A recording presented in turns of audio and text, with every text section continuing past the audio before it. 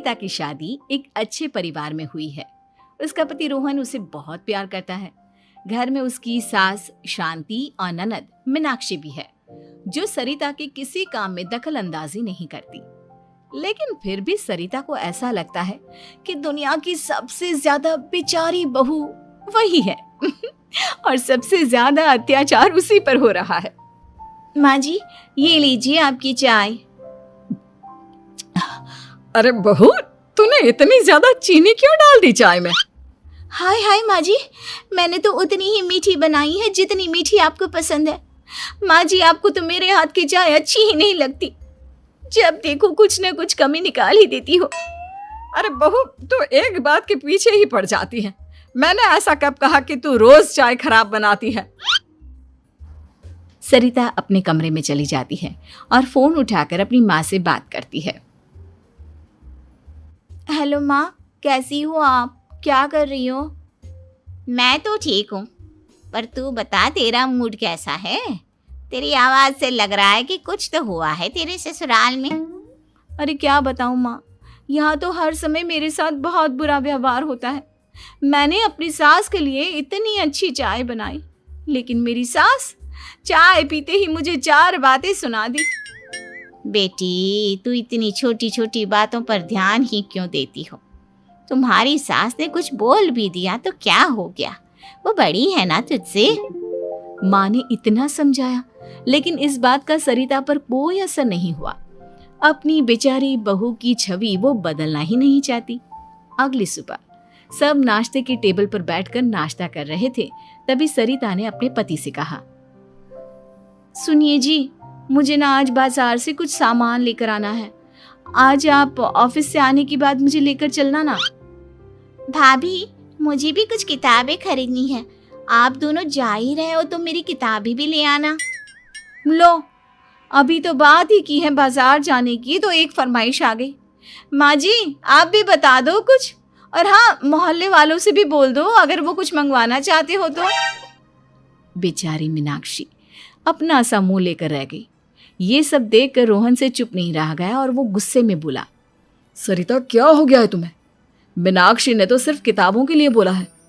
तुम्हें मीनाक्षी से इस तरह से बात नहीं करनी चाहिए। माफी मांगो उससे अभी। क्या? मैं माफी मांगू? दिन भर आपके घर के काम करूं मैं, आपकी और आपके घर वालों की बातें सुनूं मैं, और अब माफी भी मैं मांगू? ऐसा कभी नहीं हो सकता। ये बोलकर सरिता वहां से चली जाती है। एक दिन उनकी पड़ोसन घर आती है। अरे सरिता, क्या कर रही है? और क्या करूंगी भाभी जी, बस घर का काम ही कर रही हूँ। आप बताओ कैसे आना हुआ? अरे मैं तो तुम्हारा हालचाल पूछने आई थी, लेकिन तुम तो बिजी लग रही हो। कोई बात नहीं, मैं बाद में आ जाऊंगी। और क्या करूं भाभी जी, जब से शादी होकर आई हूँ ना, बस काम ही कर रही हूँ। और इस घर में ना कोई मेरी कदर नहीं करता। पति है जो बस घर से ऑफिस, ऑफिस से घर। ननद को तो कॉलेज से फुर्सत नहीं। बची सास तो उनका सारा समय मेरी गलतियां निकालने में लग जाता है। अरे ये क्या कह रही हो सरिता? तुम्हारी सास तो पूरे मोहल्ले में तुम्हारी तारीफ करती फिरती है कि तुम बहुत अच्छी हो, पूरा घर तुम्ही ने संभाल रखा है। हाँ तो क्या हुआ, इसमें गलत क्या कहती है? सच्ची तो कहती है। मेरी मर्जी के बिना इस घर का पत्ता भी नहीं हिलता। शाम को जब रोहन घर आया तो उसने सबसे कहा, कल हम सबको मौसी जी के घर जाना है, उनकी बेटी की शादी है। सब अपनी अपनी पैकिंग कर लो, सुबह होते ही निकल जाएंगे। और सरिता, तुम कान खोलकर सुन लो, वहां जाकर किसी की बुराई भलाई शुरू मत कर देना, नहीं तो मुझसे बुरा कोई नहीं होगा।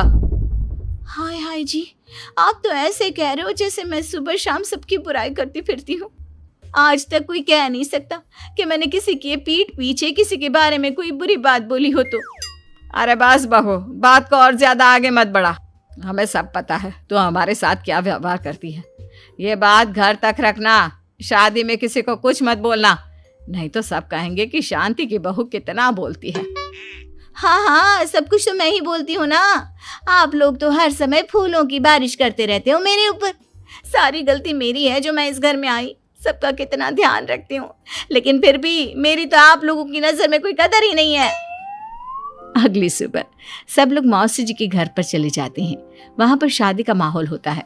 सब जगह चहल पहल होती है, बहुत सारे मेहमान आए हैं। सरिता को वहां बहुत अच्छा लग रहा है। वो अपने मन में सोचती है, यहाँ कितना अच्छा लग रहा है, कितनी रौनक है।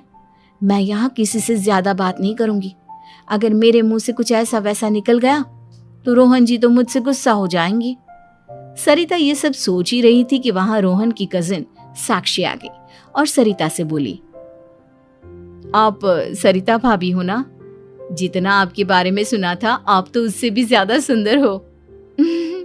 हाँ वो तो है, मेरी सुंदरता की तारीफ सब करते हैं। मेरे मायके में तो सब यही बोलते हैं कि रोहन जी की किस्मत बहुत अच्छी है जिन्हें मैं मिली। लेकिन आप कौन है? मैंने आपको पहचाना नहीं। मैं रोहन भैया की कजिन हूँ।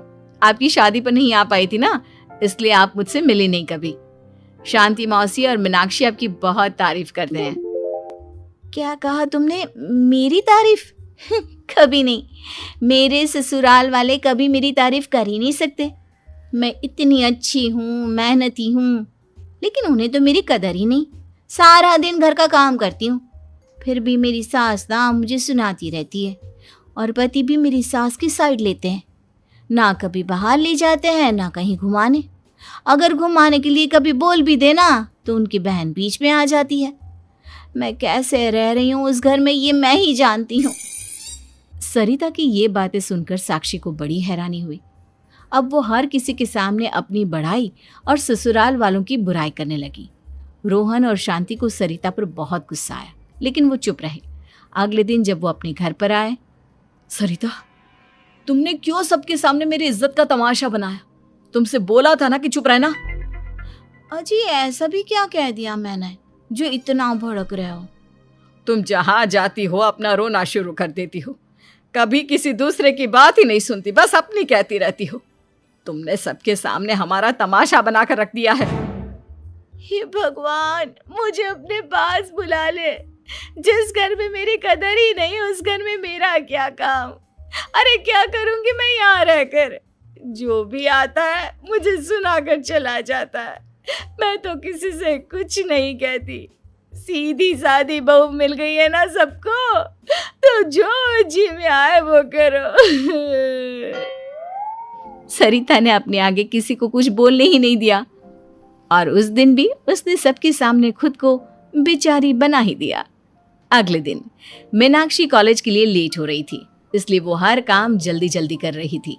अपना नाश्ता लेने किचन में गई और पतीले में रखे गरम दूध को गिलास में डालने लगी।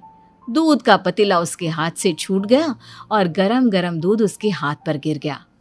ओए माँ, हाय मेरा हाथ, माँ मेरा हाथ जल गया। मीनाक्षी की आवाज सुनकर सरिता दौड़ती हुई आई।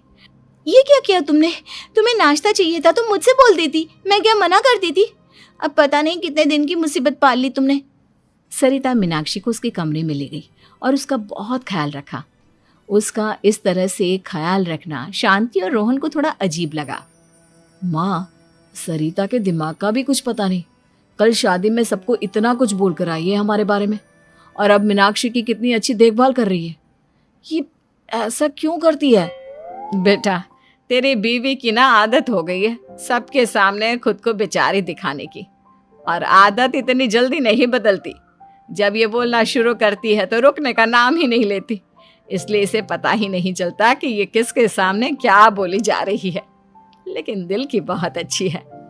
हमें भी एक सपनों सा दृश्य है जहाँ एक सुंदर बाग अपनी मनमोहक फूलों से भरा हुआ है और एक छोटी सी पगडंडी हरी घास के बीच से होते हुए शांत झील तक पहुँचती है।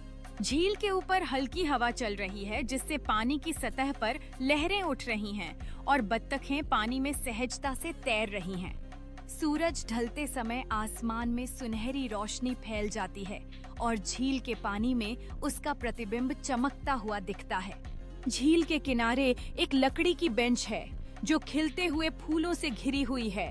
यह प्रकृति के शांत वातावरण का आनंद लेने के लिए आगंतुकों को आमंत्रित करती है। सुबह की पहली किरणों में ओस से भीगे हुए फूलों की पंखुड़ियों का नजारा बेहद खूबसूरत है।